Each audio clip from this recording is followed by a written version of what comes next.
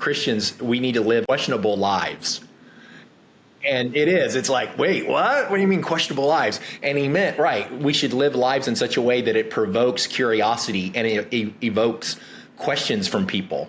Like, why do you live like this? And, so I think that's one piece. And then another thing that you said, it just came to my mind, is I really do think today there is a deep desire to belong.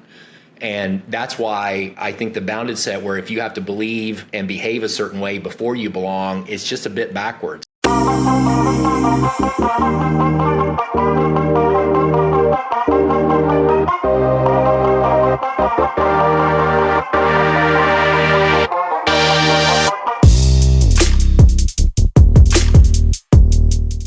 Hey, Into the Harvest. My guest today is Brad Briscoe, who directs strategy development for the North American Mission Board. He's the author of several books, including Missional Essentials, a guide for experiencing God's mission in your life. And today we are going to ask the question, what if the way we define who belongs in our church communities is all wrong?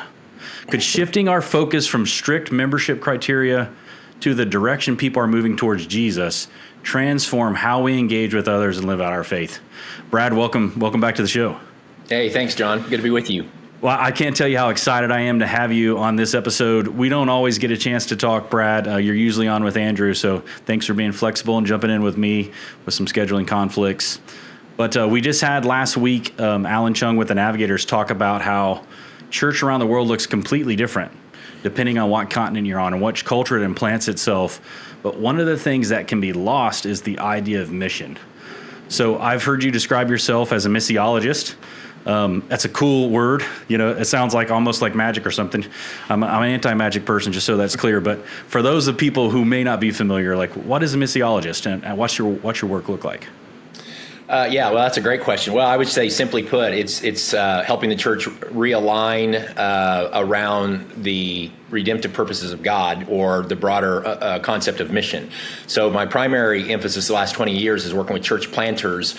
So it's really trying to help church planters activate all the people of God to engage in mission outside the walls of the church. So it really is. It's all about mission, and it's not complicated, but I'll say it's multifaceted. There's a lot of different ways we need to go at it to kind of overcome some of the forces, especially in American context, to really, again, activate all the people of God to really think about what does it look like for me to participate in what God's already doing, like in my workplace and social spaces, my neighborhood, all of that. So missiology, from my perspective, that's kind of what it involves. Yeah, so good, Brad. So what really got you thinking this way? Obviously you probably were involved in a church. Maybe you did some church planting yourself. What began to make you think, oh, we really got to help, like very proactively help churches regain this idea of mission? Kind of what drew your heart to that? Yeah, that's a big question. Oh, man, I'm setting you up here. Well, that's okay. I'll address it in 30 seconds. So yeah, almost 30 years ago, we planted a church. Back then, there was really one strategy or church planting model, and that was to raise a bunch of money and launch a Sunday morning worship service. Everybody I talked to, every conference, every book that I read 30 years ago, there was this church growth kind of mentality around church planting. And so that's what we did. But I have to admit, about 4 years into that church plant, I remember we actually met on Saturday night, this church plant that we started. And I remember one night going home after, we loaded up the trailer and all of that you do in church planting, kind of putting my head on the pillow and having a bit of what I would call a crisis of mission. I remember asking myself, like, did that matter? Like, did that make a difference? Because almost all of our effort and energy and resources were pointed towards that gathering. And as a result, we were doing very little discipleship outside of that time, because I was spending all of my time really focused on that Sunday service or the Saturday night service. Yeah, like I said, I kind of had a crisis of mission, and it just took me on a journey. And I realized that I felt like we needed to completely rethink church, and then that really began kind of a journey of discovery, a different way to think about mission, a different way to think about church, and a different way to think about church planting. Wow, that's awesome.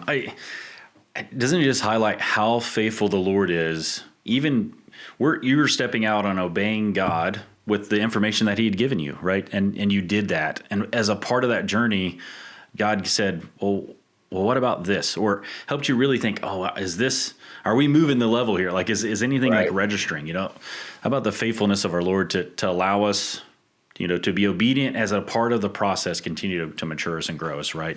It's just such a great highlight of who our Lord is. Yeah, that's a good word. Yeah, thanks for sharing that, Brad. Well, we've got a lot to talk about today, but you wrote a article just recently called "Bounded Set versus Centered Set" on your Missional Church Network blog. And so that's really, we wanted to kind of zoom in on that. This year for our podcast theme, for someone who may just be having a one-off with this episode because Brad's here, we've been focusing on the idea of church and how we think about church helps us be set up for lifelong disciple making. And if we're fuzzy about church and what church is, that actually will at some point break down for us and actually affects our effectiveness as disciple makers and bringing people into the kingdom. And I think this topic, Brad, will really help with that. So we're not going to read the article kind of out on this space, but we will give the show notes to people. You can click on that blog. But could you just kind of pull the string a little bit on the idea of explaining centered versus bounded set? We'll pull a picture of that graphic up so people can visualize it as you talk through it. But how could you explain the difference between a bounded set and a centered set when it's an approach to faith and discipleship? Yeah, excellent. And first off, I would say this is just one of those facets. I do think this helps us super deep, rethink right? certain things around discipleship and evangelism, which is one piece of trying to rethink really the nature and essence of the church. So, just really simple, a little bit of background. The idea or the concept of bounded set and centered set was first introduced by a missiologist. I think he was also an anthropologist by the name of Paul Hebert back in the 70s. And Hebert, he used this concept to describe different ways that we can understand what he would call group identity, but particularly in relationship to Christianity and how people relate to Jesus. So with that in mind, here's the way he would distinguish those two things. A bounded set is defined by a clear boundary or barriers that distinguishes who's in and who's out. And that who's in and who's out is determined by, you might say, like a set of rules or a set of standards. So in the context of the church, I would argue that it leads to certain models of discipleship and evangelism that really emphasize membership. And it also emphasizes kind of an agreed upon specific beliefs. And maybe even say conformity to particular practices. Yeah. So probably the simple and best way to just summarize a bounded set is to say people that are in have to first believe and behave before they belong. So just think about that for a minute. So a bounded set, there are certain like theological doctrines that you have to believe. And then there are certain practices you have to behave. So you have to believe a certain way, behave in a certain way before you can belong. And belong is when you're in. So sometimes people call a bounded set a closed set, and I think that helps too. So again, to boil it down, think a bounded set, believe and behave before you belong. That's good. Now in contrast, a centered set, or sometimes people call it an open set, is defined not by who's inside and outside of that boundary, but it's all about the direction people are moving in relation to a central point or center. And in our case, that center is Jesus. So a centered set model of discipleship and evangelism would emphasize movement towards Jesus rather than meeting like predefined criteria. So here's why I think that's beneficial, is that it allows people to be at like various distances from the center, and it actually allows people moving towards the center at different speeds. So the point is as long as they're oriented or pointed towards Jesus and they're moving closer to him, that's the centered set. And for me, the way that differs then in like discipleship and evangelism is it views discipleship and evangelism as a journey rather than like a standing or a particular like rank.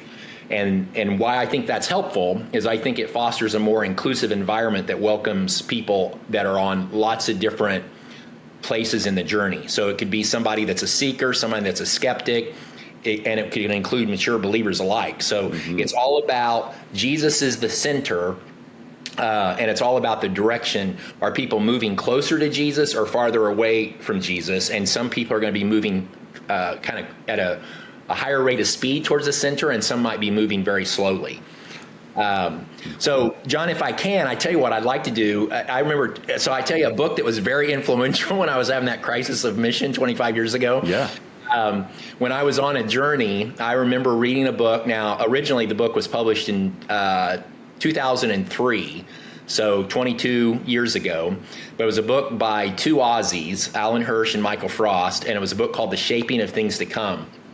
And that book was transformational for me. I still, this is crazy, but I still remember exactly where I was sitting in my house when I was reading this book, because this angst that I was experiencing as it related to what we were doing in our church plant, the authors of that book, they just spoke my language. And actually, they gave me language that I didn't have. And in the book, it's interesting, they use a fantastic illustration from the Australian outback, and they call it wells and fences. But this is really just another way to think about bounded and centered set. So if you don't mind, I'm going to pull it up here, and I would love to read. It's just two short little paragraphs, but it's just, I think it's the best illustration or example to get a picture of bounded set and centered set. Yeah, I love that. Let's do it. Okay. All right. So, here, I got it up. Let me just read this, and then we can talk a little bit more about this. Yeah, sounds so good. Again, remember, both of these guys are from Australia, because that's the example they give here. So here's what they write. In some farming communities, the farmers might build fences around their properties to keep the livestock in and the livestock of neighboring farms out. This is a bounded set. But in rural communities where farms or ranches cover an enormous geographical area, fencing the property is out of the question. In our home of Australia, ranches are so vast that fences are unnecessary, or you might say just like completely unhelpful. Under these circumstances, a farmer must create a well, a precious water supply in the outback. It is assumed that livestock, though they will stray, will never roam too far from the well, lest they die. This is a centered set. As long as there is a supply of clean water, the livestock will remain close by. Churches that see themselves as centered sets recognize that the gospel is so precious, so refreshing, that like a well in the Australian outback, lovers of Jesus will not stray too far. It is then a truly Jesus-centered model. Rather than seeing people as Christians or non-Christians, as in or out, we will see people by their degree of distance from the center, Jesus. In this way, the Missional Incarnational Church sees people as Christians and not yet Christians. It acknowledges the contribution of not yet Christians to Christian community and values the contribution of all people. Jesus' faith community was clearly a centered set, with him at the center. There's evidence that some disciples drew closer to the center than others, Peter, James, and John as an example, and that at least one disciple drew away from the center. The gospel speaks of the women who traveled with them. Acts makes references to numerous faith communities. It seems that the community of Christ was not as simple as 13 guys roaming the countryside. There was a rich intersection of relationships, with some nearer the center and others farther away, but all invited to join the kingdom enterprise. So that illustration or picture, I just remember over 20 years ago reading that. That's when this idea of bounded set and centered set was first kind of, the seed was planted in my brain. Yeah. And I just felt like that helped to influence really the way I think about even discipleship and evangelism. So I hope that all that reading there was helpful. No, yeah, for me, I'm not going to lie to you. I had goosebumps as we're talking about the power of the gospel being so precious. Jesus himself drawing people near. It's hard not to be excited about that. And there's this recognition of people being on the journey, right? That, it's really easy just to think, particularly let's say you begin to become and think missionally, but you've just got a whole bunch of no's in your life. Hey, can I share my faith with you? Or, hey, could I tell you my story? Or would you be willing to come to church with me? And it's no, no, no, no. And this constant just no, no, no. So, well, in a bounded set, you're just like, well, that's a no. Like they're out. I'm in. I don't know what to do with that. But what a centered set does, that idea of the value of Jesus and how precious he is and how he will draw, it's okay, we're on the journey. I can stay in there with my friend, continue to pray and invite and build relationships, and they're not out. Instead, they're just on a different distance from the center than I am, and I can stay in there. So I think the mindset itself is I'm really trusting in God. And boy, how about God the Father placing Jesus right down in the middle of this ridiculously bounded set of religiosity that the Jews had created. You had the whole Old Testament and then all the extra rules that they made and dumped on top of the Old Testament to say, well, let's be sure we never, ever break those rules, right? And Jesus comes in and blows all that up. So, I want to ramble too long there, but I just think about how Jesus came right into the middle of that bounded set and said, come follow me. Would you just come near me and see what you could see? Yeah, it's interesting, John. I hadn't even thought of that. I mean, that's an excellent insight, I think, as it relates to, the kind of the structure, the bounded set structure of Judaism that Jesus was blowing up. And I think you could argue, because that the faith journey of those following Jesus, it was 100% a centered set. I mean, he said, "Follow me," right? And I think you could even argue that even the early disciples, like, can you say when they were converted, they were following Jesus as the center. I hadn't even thought about that as it relates to the Judaism that and really the kind of the legalistic aspects of Judaism that Jesus was pushing against. That I think there's a good example there of the contrast between bounded and centered set. Yeah, and God just plops it down right in the middle. It stirs up all kinds of crazy things there. Well, it's just for the audience, let me just stop here. We want to bring this question to you, like kind of crowdsource a little bit of information here. So just think about your church community. Do you feel it's more focused on who belongs and a set of doctrines, or is it more focused on the direction that people are moving towards Jesus? And how does that affect your own spiritual journey? How does that affect you being able to bring people in from where you live, work, and play? So we'd love to just hear your comments down below. Andrew and I would love to interact with you. We keep saying over and over again, we don't want to just do this in front of you. We want to do this with you, not just to watch a video, but instead interact with you and for you to interact with each other. All right, so Brad, there's so many implications from this way of thinking. So you talk about this idea of evangelism, in your article, evangelism being a relational journey. So how can everyday disciple makers, even in busy and difficult seasons, prioritize building genuine relationships that help people take steps towards Jesus without this pressure of like, oh, I got to get to this moment where they say yes and they say the prayer with me? So how do we do that? How does this thinking help us in that? Yeah, so that's a big question, and I just think foundational. And again, this was a bit of a recalibration of my thinking that also probably took place nearly 20 years ago. But I didn't actually become a Christian until I was later in life. I was almost 30 years old, and I was taught for the first several years of my Christian faith that evangelism was something that you did with a lost person. Then they experienced conversion, and then discipleship is what you did with someone after they were converted. This may sound heretical to some people, but I don't view it that way anymore. I actually think it's much more helpful to think about all of it as discipleship. So there's what I would call, and others would call, pre-conversion discipleship. Evangelism certainly takes place, and then there's post-conversion discipleship. So I actually think it's better to think about like a broader, bigger umbrella of discipleship, and evangelism takes place in there. It's kind of like if the Spirit or God does their work, then conversion happens in there, but that's not on us. What's really on us is what I would call pre-conversion and post-conversion discipleship. So what I mean by pre-conversion discipleship, and I think this is where it goes into the whole, the difference between bounded set and centered set, is, and this is going to sound simplistic, but I would say as we're building relationships with lost people, anytime we point people to the person, work, and ways of Jesus, they are being discipled if they know it or not. So, and then it's after conversion, there's post-conversion discipleship that looks somewhat different than pre-conversion discipleship.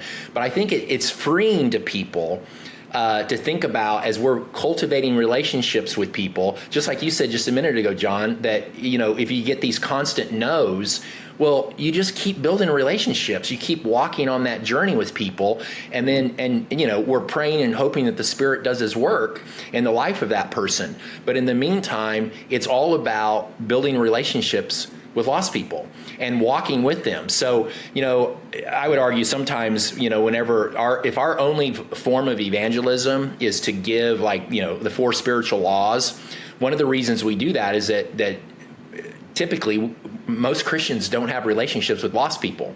So we have to create this almost like artificial way of sharing the gospel. We boil the gospel down to the 4 spiritual laws, which that's another whole issue of reductionism. Yep. And we have to kind of, we have to have a sales pitch of evangelism with people that we barely know because we don't have relationships with lost people.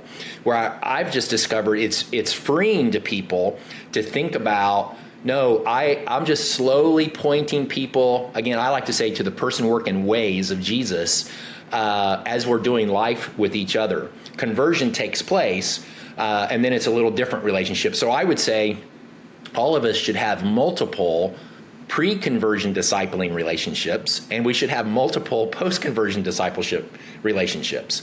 So I just think it aligns. That way of thinking about discipleship aligns with how people actually come to faith today. I also would argue that the Great Commission in Matthew chapter 28, I would say it's a discipling text, and we've turned it into an evangelism text. And I know that's going to make some people are going to want to push back on that. I hear people all the time say, well, no, evangelism is implied when Jesus says make disciples. But man, I think we have to be careful with that. What do you mean it's implied? Again, we've taken the Great Commission and we've turned it to about making converts. It's evangelism, where I think it's better when Jesus said, make disciples. We all know the word disciple means learner. Well, why can't there be a learner pre-conversion and a learner post-conversion? They're just, they're learning and following Jesus in different ways. So I just think it's, and as we said a minute ago too, I think Jesus modeled discipleship before conversion when he told people, follow me, follow me, follow me. It wasn't about conversion. It was about follow me, follow my ways, become more like me. And again, we talked about this earlier. We can't even say when the first disciples were converted. I mean, at one point, Jesus called Peter the devil, right? Yeah, exactly.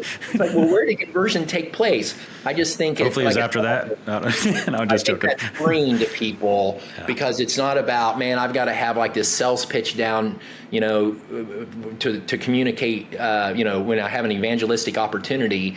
Where now we still have to be intentional about those relationships. So I just think it's just a really helpful way to kind of reframe discipleship and evangelism. So I would say, again, when I first became a Christian, people would say evangelism and discipleship, meaning there was this linear direction. It was evangelism, then it was discipleship.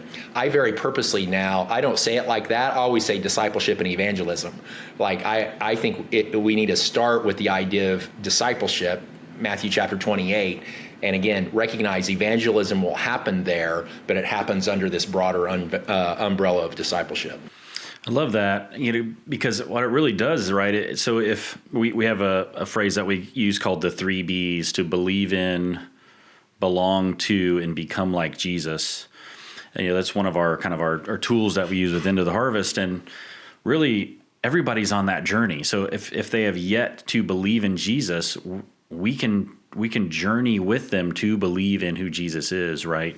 This call to recognize Christ. And then the same thing, well, now it's not, okay, you believe, but do you really know that you belong to Jesus? And there's always this trajectory to then become like him. So there's always this forward movement to Jesus, rather than, what the bounded set can do is actually, well, I'm in the group. And this was my experience growing up. I'm in the group. Don't screw up your life too bad before you can go to heaven. That was my working concept of what it looked like. Well, keep going to church, but don't sin so bad you get booted, basically. And the idea of continuing to belong to and become like Jesus was very foreign to me. And I'm sure they were teaching it, but that wasn't the way that I understood the kingdom. What we're gathering here with this idea of discipleship always, a non-believer all the way through to your most seasoned Christian, is let's continue to grow and move towards Jesus and become more and more like him. So that kind of begs the question, though, Brad. So how do we rethink evangelism then, if we're thinking pre and post conversion discipleship?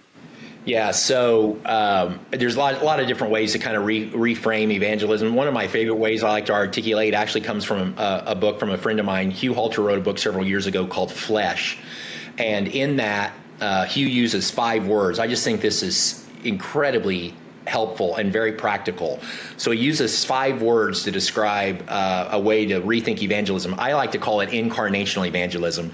I'm a big proponent of what I would call incarnational mission or incarnational presence. And what I mean by that is we must allow the incarnation of Jesus to inform our posture towards our context. So like instead of keeping an arm's distance from the brokenness of our city or from lost people, from sinners, that we actually need to incarnate. We need to inhabit. We need to incarnate our lives in the gospel into a local context. So that's why I like to call it incarnational evangelism. But let me tell you real quick, here's the 5 words that Hugh uses, and then we'll just take a few seconds and unpack each of these 5 words. But this is kind of the progression, he would say, of rethinking evangelism. It's incarnation, reputation, conversation, confrontation, and then transformation.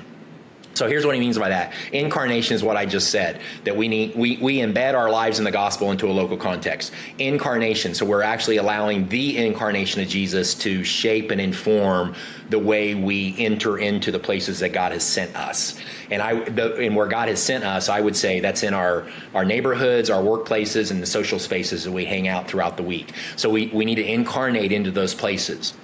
If we do that and we actually begin to build relationships, pre-conversion discipling relationships, we will develop a reputation that hopefully is positive. Like we're actually, people are seeing how we live, and we live differently. We think differently. They just see how we live, and we actually develop a good reputation, as opposed to when we don't start with the incarnation, especially in an American setting today.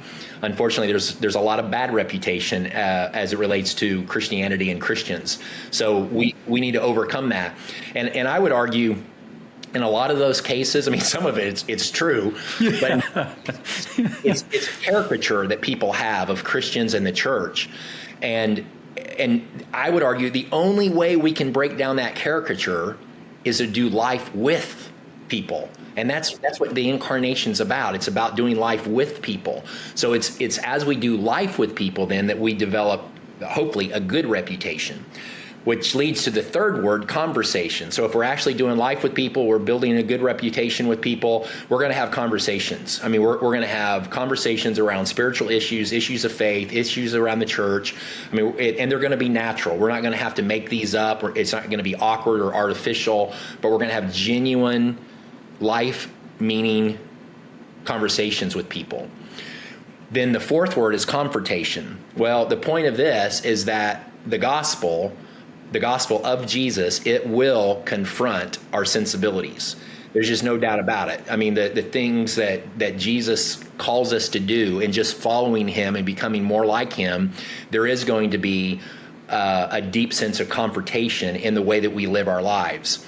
Now, here's what's interesting. I think this is really helpful that Hugh throws in here, is that most evangelism doesn't start with incarnation or reputation or conversation. Most evangelism today starts with confrontation. So we jump over the first 3 words to focus on the 4th one. And again, in today's, in our setting, all of us are living in a rapidly increasing missionary context.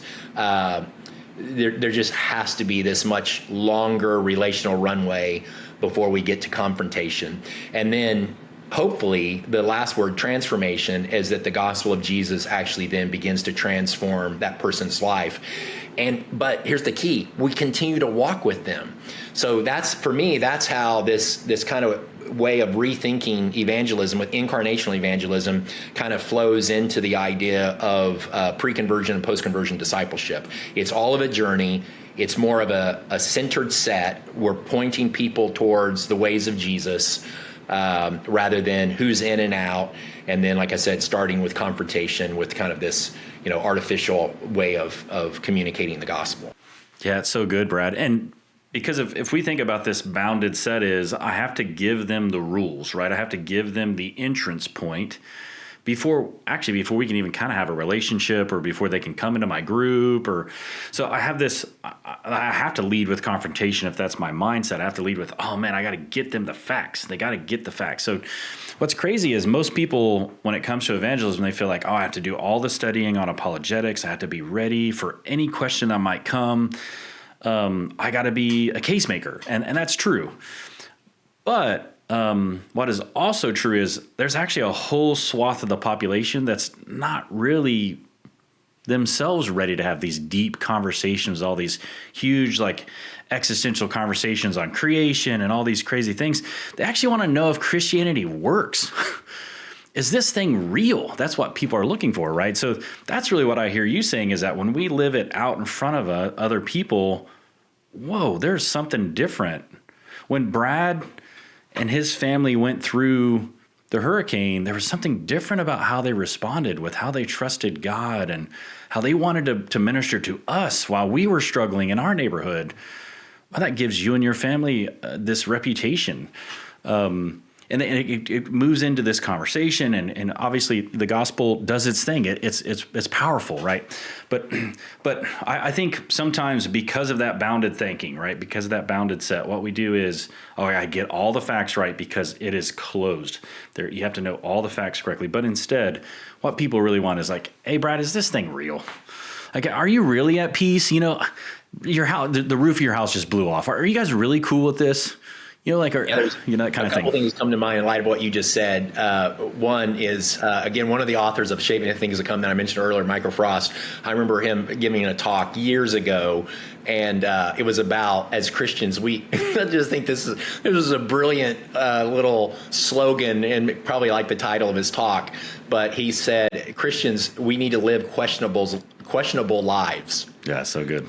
And it is. It's like, wait, what? What do you mean questionable lives? And he meant, right, we should live lives in such a way that it provokes curiosity and it evokes questions from people. Like, why do you live like this? And, so I think that's one piece. And then another thing that you said, it just came to my mind, is I really do think today there is a deep desire to belong. And that's why I think the bounded set, where if you have to believe and behave a certain way before you belong, it's just a bit backwards. I think, God's created us as relational beings, relational social beings. We want to be in relationships with other people. So if we can create or cultivate spaces of community to welcome people into, where they feel a sense of belonging, I would argue we have a greater opportunity then to really speak the gospel into their lives, and then there is a journey then towards believing and behaving. But in many cases, today I would say it starts with belonging. So that's so good, and that God has placed in the hearts of men eternity. That's been very clear through the scriptures, but He's also created a longing for community, to be in community. And that's just a very practical human need. It's not just a Christian need because church, right? So I'd like to talk a little bit about how does this thinking really empower everyday disciple makers. Before I do, I was thinking about John 5:39 and 40. And Jesus is talking to the people, and he actually says to the Pharisees, he says, you study the scriptures diligently because you think that in them you have eternal life. These are the very scriptures that testify about me. Yet you refuse to come to me to have life. And so I have to be very careful here, because I don't want people to hear, don't overdo the Bible. I don't think we can overdo the Bible, right? I think the Bible is essential to what we do, how we think, and it's transformative, it's living and active. But we have to make sure anytime we engage with the scriptures that we champion the scripture's hero, and that is Jesus.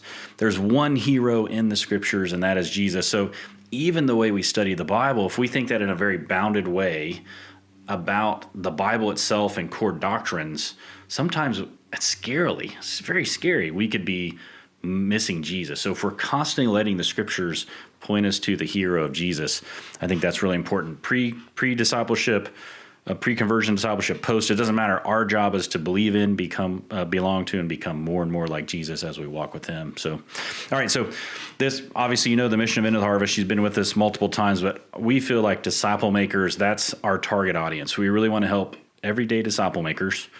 We say ordinary people, extraordinary calling.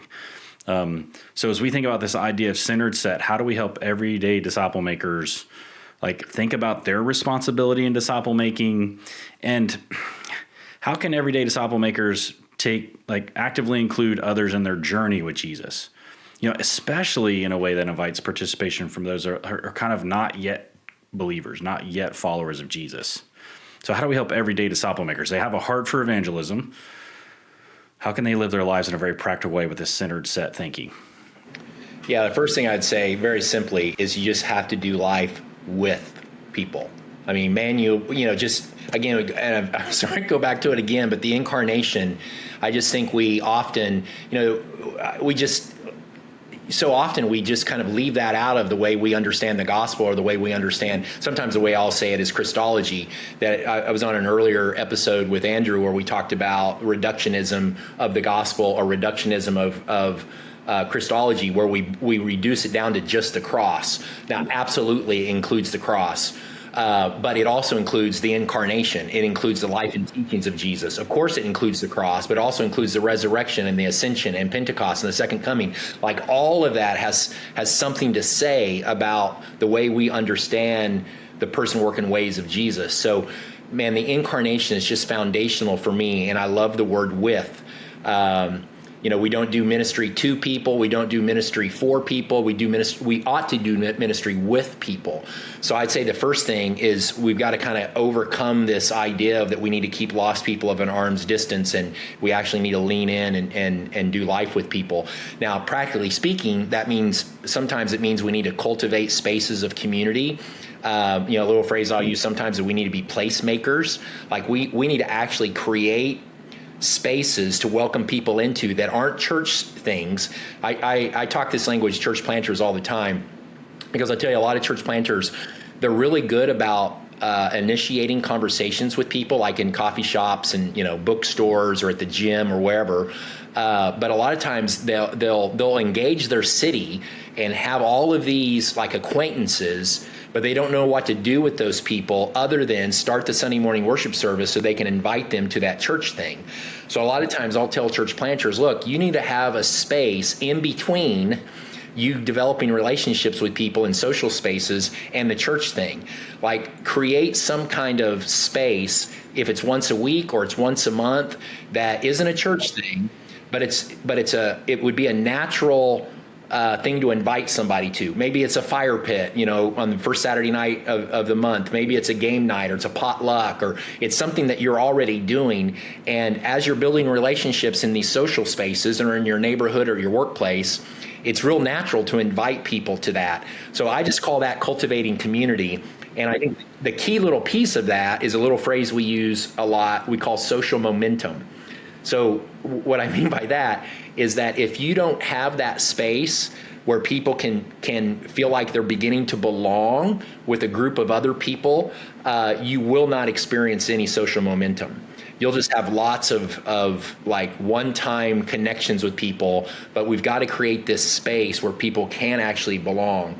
So I don't know if that makes sense, but all of that's about cultivating community. The other thing I would say, John, is that we need to incorporate other people into the rhythms of our lives. So in most cases, this doesn't mean we need to do new and different things, but we need to invite people into the things we're already doing. So ask yourself, what are the things that you like to do? What are the things you do on a regular basis? And then ask yourself, what would it look like to align the rhythms of my life with the rhythms of the lives of other people? So it's natural to bring them into those things. And then actually one last thing I would say, I would also try to find opportunities to engage in mission alongside other people. And I'm telling you, there's lots of mission that's taking place in all of our cities where you could engage in that mission alongside other people, where lots of those other people are not Jesus followers. I mean, people care about their city. They care about, there's nonprofits, and I'll give you an example. There's a nonprofit I'm a part of here in our city that I actually helped start 3 years ago, and I'm the only believer on the board. And it's been fantastic. It's given us opportunities to build relationships with the fire department and the police department. And these are some amazing people, but none of them are Jesus followers. I mean, but here we are, we're engaged in mission alongside other people. So I just look for those kinds of opportunities in your city where you can engage in mission alongside people that aren't followers of Jesus. So just, again, big concept is just do life with people and then find out what are the nuances and the different ways to do that in your community. Yeah, I love that, Brad. I think in some ways, what I hear you saying is almost the trajectory of Matthew, the Gospel of Matthew. So you have this Matthew 4:19, come follow me and I will make you fishers of men. It isn't just, hey, become fishers of men, guys. He doesn't just tell them what to do. He's like, come follow me. So there's this, let's be together and do life together, right? And that's actually the pathway where people become fishers, right? For Jesus, that's what he modeled for us. And then you see kind of in the middle there, you see this Matthew 9 passage where he highlights the need. There's harassed and helpless people like sheep without a shepherd. And then he sends them out in groups and he says, find the worthy man and stay there. So people that are interested, people that are hungry, stay there with them. Figure out a way to build community. Talk to them about the kingdom. Meet their needs. And as long as they're willing to talk to you, you talk to them. We call that a person of peace or a woman of peace or a man of peace. But then at the end, he still makes it very clear. He says, in Matthew 28, you mentioned already, therefore go and make disciples. And everybody's pointed this out and maybe almost like maybe even overdone, but I still don't think we get it. While you are going. And what you said was living a life that people can come be a part of, and vice versa. You're living a life that you can go be a part of other people's lives, right? So we think disciple making and discipleship is, we can very quickly make that about a business meeting or a particular event, or hey Brad, I'm going to be in town. Can you disciple me for an hour over coffee? Rather than, if I really wanted to be discipled by you, I'd probably have to consider moving into your neighborhood and going with you to, as you minister at this nonprofit alongside non-believers, so I could see your manner of life. And so I think, as I just hear you say those three things, it's very clear you've been around Jesus. You're basically saying what he said. He come follow me, I'll make you fishers of men. Watch me. But what we do, I think, Brad, is we just yell at people louder and differently. Fish. Would you just fish? Instead of, hey, come join me, and I'm going to show you how I fish. And that's a game changer, right? That's what you're talking about. This is incarnational evangelism. It's incarnational everything. You're getting to see. And boy, if that doesn't share the gospel, having people live in our home meant they saw me yell at my kids because I got angry and I don't always reflect Jesus. And now I got to apologize to my kids. I have to repent before Jesus. And then I got to tell the guys living in my home, hey, this isn't what a godly father looks like. And I'm still a work in progress. But man, isn't God gracious, and doesn't he love us, and doesn't he forgive? And isn't that our gospel? So this idea of incarnation, while you're going, it's massive, but we're too busy, right? Can you talk a little bit? I think this is so important. Can you talk about just busyness and how this kills our evangelism? And actually, I think it feeds the bounded set thinking, right?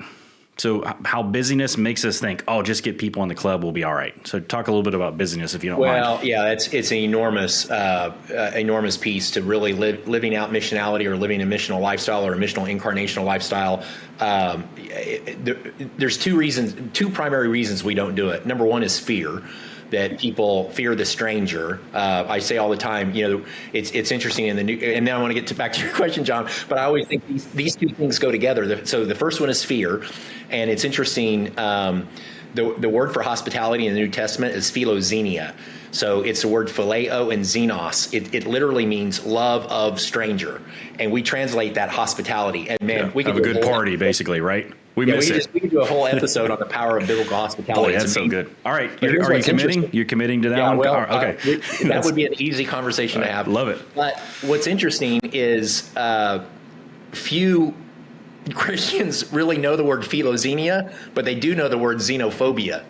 So that's the fear of stranger. So I think part of the reason we don't engage in hospitality, we don't engage in missional incarnational living is fear of the stranger. But the second one is time, that we live crazy, busy lives. And I like to say you cannot be radically hospitable with an already overburdened life. So it's something we have to confront in our own selves, and we need to like hold each other accountable. There's a lot of different ways to go about it, but I think the biggest one, I feel like a book salesman. I'm going to reference another book. Yeah, I'm writing these in the notes as you go. This is a book that's probably written 30 years ago, has been very transformational for me. It is written by a Christian psychiatrist. His name's Richard Swinson, and he wrote a book called Margin. And it's beautiful illustration. And I'll bet a lot of your listeners have probably read this book. But here's the metaphor from the book. He says if you open any book, open any page, any book, you would never see the words on the page go all the way to the top, the bottom, or the left or right. Instead, every single page of every single book has this white space around each page that we call the margin. Well, he uses that as a beautiful metaphor to say our lives have to have margin. We need financial margin, we need relational margin, we need time margin. So we actually, I think what we have to do is we have to do like a margin audit in our lives and say, do we have space in our lives where God can actually like spontaneously interrupt us to build a relationship with our neighbor, or in our workplace or in social spaces? Or are we so busy, it's like, oh, we have the opportunity to, talk to Bob, my neighbor, but I've got that church meeting I got to get to in 10 minutes. Like if there's no margin, if there's no space in between these spaces of how we live, we're never going to think about it. We're never going to think about building relationships with our neighbors. We're never going to have the opportunity to build a relationship with our neighbors. So I do think margin, why I like that is I think it can give the church some common shared language where we can ask each other, hey, do you have any margin this week? Or what are you doing to carve out margin this week? Like, look at your calendar and see where do I have margin? And if not, then you've got to change something. I mean, something's got to go. And I think and this is a really big can of worms. I mean, we have to ask ourselves, what's driving us? Like, why do we not have margins? What kind of, are there ego issues? Are there expectations that we put on ourselves that others are putting on us? Like, we got to do a little bit of soul work there to find out what's behind us living this crazy, high rapid kind of pace of life. Because I would argue we weren't created for that. Someone else one time said, when Jesus said, "Follow me," he was not inviting you into a race. And we've got to help each other kind of realign the rhythms of our lives and kind of the pace of our lives. Brad, you're right. This is a can of worms, but it's so important we talk about it, right? And does any of that sound like, "Come to me, all you are weary"? None of that sounds like what Jesus' invitation is. That's what I hear you saying. And so, there's a lot in this section just to think about time. We just had Renee Sproles on with us not too long ago. I don't know if you know Renee, but she does some work with Renew.org, and she's a great disciple maker. She has this phrase, "You're the grown up in the room." Some of us had heard Dave Ramsey's like, well, you have to tell your money where it's going. You have to tell your time where it's going. It's just as valuable of a resource. And am I stewarding my time before God? Ephesians 5 is so good at this. He says, therefore, be careful how you walk, not as unwise, but as wise, making the most of your time because the days are evil. We do not want you to be ignorant, but understand what the will of the Lord is. Like, you wrestle your time and how you spend your time before God. And time by its very nature is fleeting. It's evil. Left to its own thing, it's just going to poof. And then you look down at your phone and you got 6 hours worth of screen time. Whoa, what did I do? I was on whatever. I'm not confessing here, but I just think this area for Christians and for those who really want to live missionally, this is probably a place where we can do the most good, is to wrestle this before God and understand his will. And if we're honest, that's why we put the bounded set barriers on how we do mission. Okay, I'll go do evangelism once a month, or I'll very practically go on a missions trip, because that's really the only way I could live missionally, is to kind of put it on the calendar every once in a while instead of really living incarnationally, right?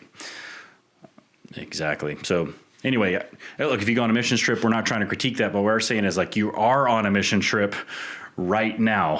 It's happening. The mission is happening. So we just want to encourage you to embrace that.